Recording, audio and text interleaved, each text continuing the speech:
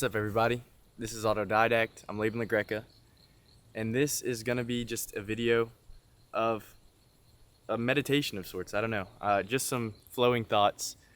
I really wanted to post 2 videos this week, and I was planning on making a video about my ultimate journaling system because I really have, over the years of my life, I've been working on this since I was probably like 8 years old, trying to find the perfect ultimate journaling system.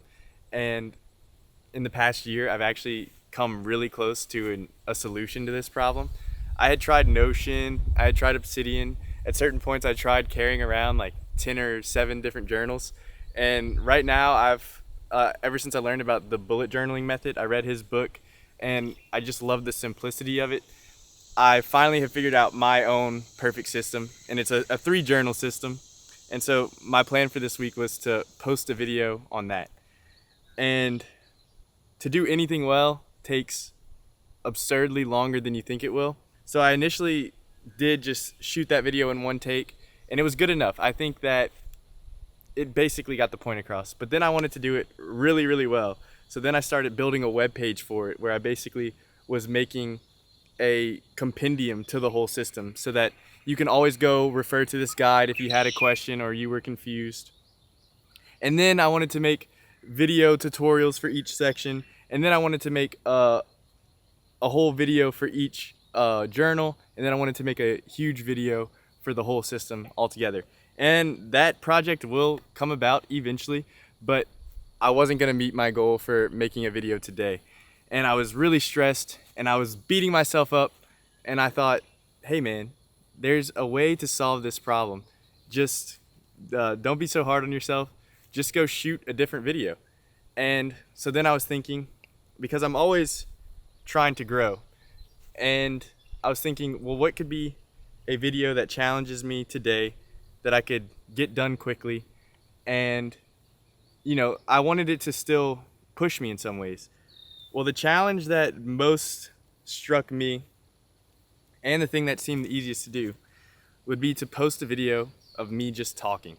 Because one of my biggest insecurities, I guess, is anytime I see YouTubers that are just posting a video of them talking, one of my mean bad thoughts is like, wow, this person's super cocky. Like, why would they ever assume anyone would want to hear what they have to say?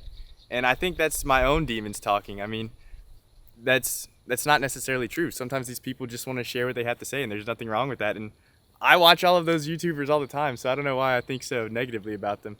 And I just was really afraid of ever coming across that way.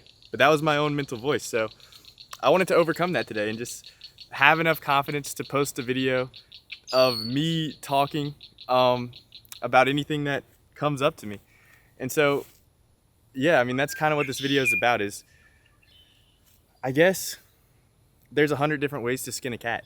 And I think for me, I always have struggled so much with having a slave driver in my own head.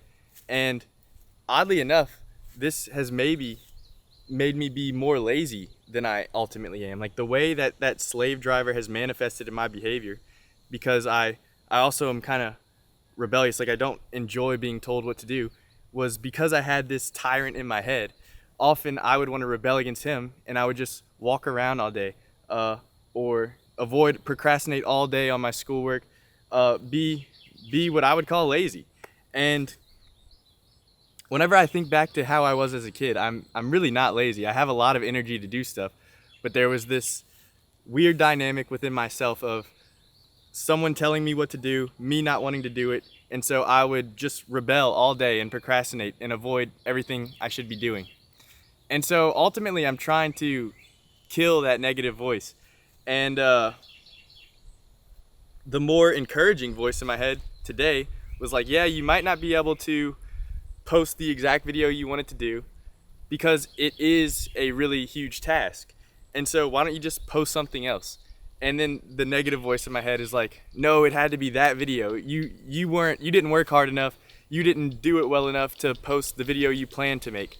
If you were better, you would have posted those journaling videos and you would have finished the whole thing. But ultimately, there's no right answers to this stuff. I think the only right answer is having an output. So as long as I post this video, that negative voice is just dumb to me because I'm still posting a video today. And ultimately, I want to post that journaling video to the highest level that it could be. And so if I were to try to rush it to post today to meet this goal, I think I would be doing that idea a disservice. And I want to do the best service to that idea as I can, because I think that idea could really help some people, because it's really helped me. And so I guess just another story that's coming up is, in February, I had the dream in January. So ever since I went to college, I really hadn't been to church in like those 5 years, because it took me a little longer to graduate. And one night I have this dream where it was a very crazy dream. I was walking along a railroad track, and then a train's coming towards me. And then the train starts to fall on top of me. And I flinch, and it doesn't hit me though. And then I look back, and the train's metal had actually just unfolded towards me, and it created a pathway for me to walk up towards it. So I walk up that little ramp, and then I see a bunch of families in there all crying and discouraged, and they have tons of tears, and they have their babies in their arms, and they're scared. And I realize they're going to a concentration camp. So then I take 4 of the babies out, and I just hold them, and I'm nurturing them, I'm kissing them and comforting them. And then I walk down, and then the train leaves, and I just have these 4 babies, and I'm just bawling, crying. I just feel the pain of these people. And then as I'm like rubbing the babies' heads, I notice they have little kippas on, like the Jewish hats. And then I'm woken up from this dream by my mother, and she says, "We're going to church today. I want you to come with me." So then I go to church, and at this church service, I've never been to this church before. I didn't know anyone there really. I get invited to go on a trip to Israel to serve. And while I was in Israel, I learned a lot about the Sabbath, Shabbat. And one of the things that was most beneficial for me from this, just what I learned, is that the Sabbath is all about becoming a king within yourself. So slaves have this constant mentality of, oh, I need to be working, I need to be doing something, I need to be working harder, I need every single second can't be wasted. There's no room for waste because you just value efficiency so much. And I feel like in American culture, we honestly have a culture of slaves, because there's that voice, I think, in every American citizen's head constantly to do more, do more, do more. I mean, even the most successful people, like I love the YouTuber Alex Hormozy, and I respect that dude and have learned so much from him.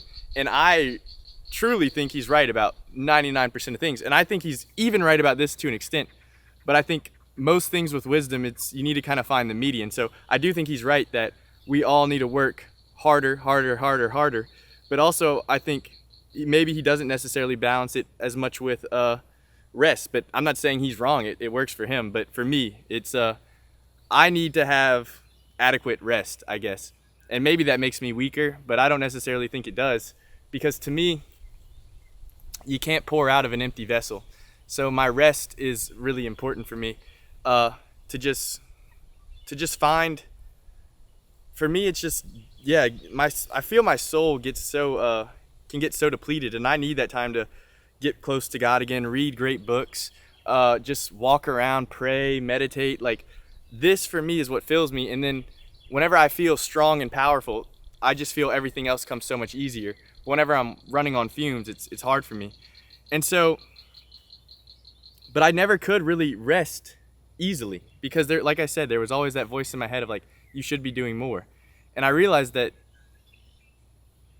if I wanted to be like anyone throughout history, it'd probably be a king rather than a slave. And I feel like today we almost admire slave mentality more than king mentality.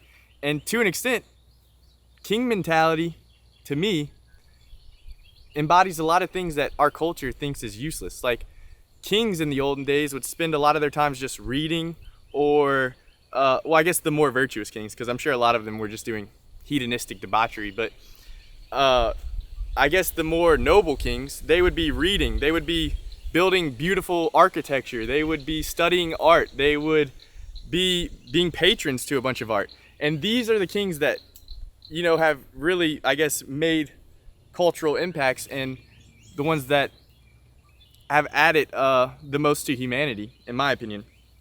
So it's like, and today, especially with the way the world is we do not value a liberal education at all, like the liberal arts. We don't value the humanities. We don't value learning languages. Like in our culture today, if it's not practical, if it doesn't make you money immediately, we see zero value in it. And so to me, this is like a scarcity mindset. I think we all live in this state of mind. It's like so cultural, especially in America, where everything is in lack. Everything needs to make money. It needs to make money now, and we don't invest in the future at all. We have this very small time preference, where we need everything to be instantly rewarding, rather than we're not preparing for the long term. And to me, if you really want to be a good king, your whole future, your whole vision should be on the future. You should be constantly trying to invest in the longest term vision. And for me, those things definitely, whenever I take that long-term vision, I want to start investing in things that I think are neglected by culture today, like reading great books, learning literature, studying art, going for a walk in nature, a great conversation. Like, these are the things that over the long term I feel make me a better person. And then whenever I'm filled in that way, I feel I can create stuff that is much more profound and meaningful. And I just hate that feeling of like I'm constantly too slow, I'm behind pace, and have that slave driver in my head just constantly trying to increase the pace, increase the pace, increase the pace. And so I'm just trying to eliminate that. I mean, really, this sounds so new agey hippie, but all that is real to you is what is coming through your perceptions, and then you perceive it, and then whatever flows out of you. So it's like, if you can just get this right, if you can just be of sound mind and body, and you can just sit in a room and be at peace. Like, these things all sound so cliche, but they're true. It's like, this is all we have. And if your worst enemy is in between your head, if the thing that brings you the most discomfort and dissatisfaction with life is within your head, it's like, that's first of all miserable, and second of all, that's easily changeable. And so, I don't know. I think that every human wants to feel powerful, wants to feel noble, wants to feel like a king ultimately. And I think that every individual does have that within them. I've gotten this certainly through reading Emerson. Like, if you read not only just Self-Reliance, but if you read all of his works, you'll just, to me, even Walt Whitman, but because especially Song of Myself, but like, if you just read these works, I just feel there's no way you can't leave feeling empowered, and that you are a beautiful and noble creation. And these are the things that I try to embody, because when you feel super sound about yourself and super happy about your life, it's easy to just enjoy it, in my opinion. And so I have not enjoyed this past week at all, because I've basically been trapped on my computer all day building these journaling videos. And it's like, because I had this arbitrary deadline that I had set for myself of I wanted to post the video by Sunday. And well, I couldn't meet that. And then I just realized, like, that goal was purely of my own making. So I can just shift the goal. It's like, and if I was truly my own boss, I would have the freedom to do that. So I feel like, even this is just another critique I have of like the entrepreneurial space in general, which I'm not trying to belittle hard work, because I think everything requires extreme amounts of work. And I'm not trying to belittle that at all. But I think a lot of us, at least me, I'm not going to speak for everybody, but we want to become entrepreneurs so that we can be in control of our time and our lives. And yet we trade one form of slavery for another form of slavery. And sometimes it's even a worse form of slavery. To be your own boss and you're a tyrant, it's actually worse than to have a boss that's a tyrant, because you never get to leave this guy. And so, to me, I mean, I'm not successful yet at all, but I'm just trying to keep in mind that I won't get to a certain point where I'll feel any more successful than I'll feel now. So if I can feel successful and strong now, then I've already accomplished the goal, because sometimes you meet people that have gained the whole world and they've lost their soul, as the Bible says, and they don't have any more quality of life or wisdom or knowledge than I have right now. And I think that this, if you're interested in like this topic, read literally just the first 2 pages of History by Emerson. And he talks about how every thought that Plato thought, every feeling that Jesus had, every feeling that Napoleon had, all these people throughout history, you can feel that right now. You can experience that within yourself. And like anything that was felt or done by a human could be felt and done by you. And so I try to think about that now, because I don't want to ever feel like, well, you always are working towards something, but I don't want to feel like there's fruits of life that I can't enjoy now. I will say that the one thing that we can't enjoy now is just a deeper and higher perspective. And I do think that only that can come through mastery. I just started Brazilian Jiu-Jitsu, for example, and I'm totally a white belt. I suck. I get beat every second of every class. And yet, I keep trying to remind myself that as enjoyable as a black belt finds this, I can find it that enjoyable now. Like, just the physicality of it, just the feeling of it, the smells of it, the whole thing. I just am trying to enjoy the heck out of, and just be mindful of like how fun it is that I get to do this, that I'm healthy. And it's like, that necessarily won't change as I become a black belt. However, as I become a black belt, I will get a deeper perspective. I'll be able to notice more and more things. I'll be able to be better, and I'll get some enjoyment out of winning more. But ultimately, all of the things that a black belt is feeling, I can feel now. If I roll with a black belt, it still feels the same. He's just got a deeper, higher level perspective on it. But as far as what it feels like on his body, I mean, it feels similar, and it's the same thing. Like, there's no, I mean, obviously there is levels to life. Like, if you pick up a guitar and you suck, obviously it's not as fun as if you pick up a guitar and you're good. But that necessarily doesn't help me want to train more. If I wanted to practice guitar, I need to notice that it's fun now. It's fun as it is right now. And this guitar makes all of the same sounds as it could make for a expert guitarist, but it just doesn't make them for me yet. But I still try to appreciate, but like this does still sound very nice. These notes still sound beautiful. And I try to just appreciate things now, and I try not to always delay things to the future. Because really we do have access to the entire human experience right now, even as beginners. And I don't want to always be thinking, once I'm an expert at this, then it'll be fun. Once I'm great at this, then it'll be fun. Like, if it isn't fun now, you're kind of missing the whole point.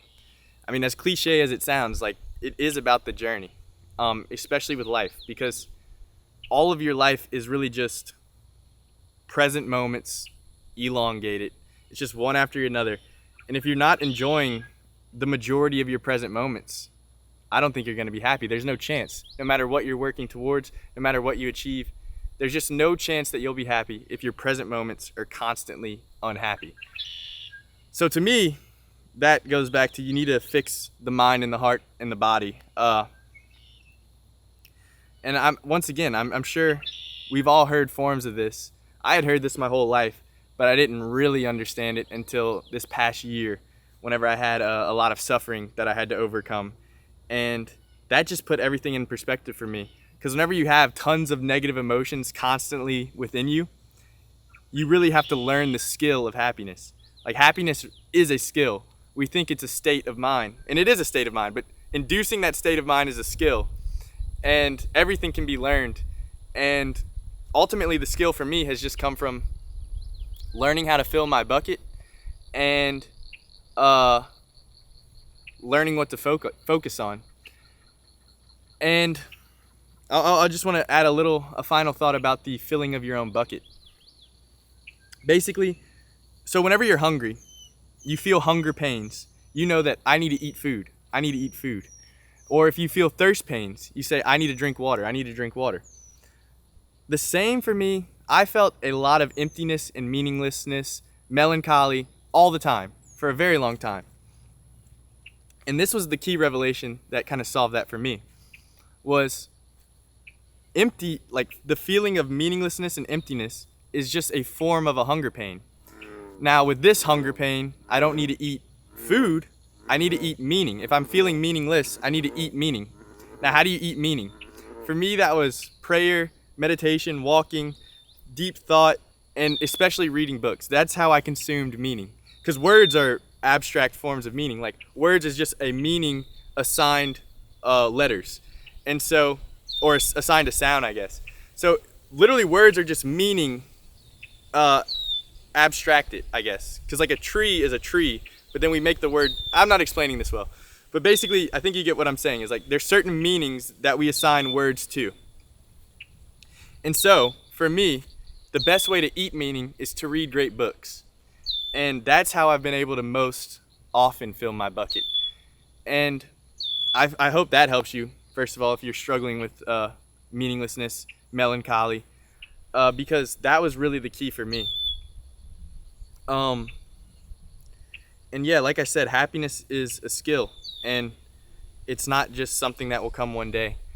And I think that if you can learn it. If you're extremely sad and unhappy now, like this is actually the best time to learn that skill, because if you can induce happiness in a very sad state, then you have it whenever the worst of things come your way. You can still access that skill.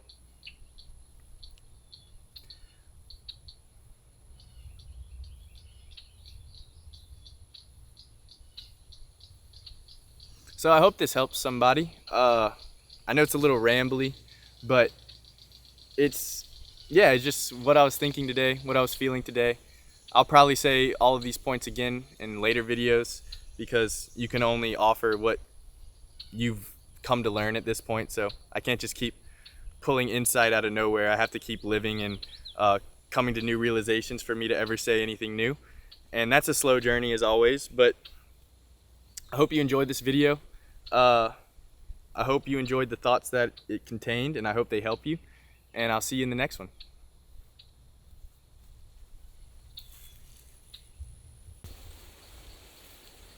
Just found these two butterflies making babies. I thought it was quite lovely.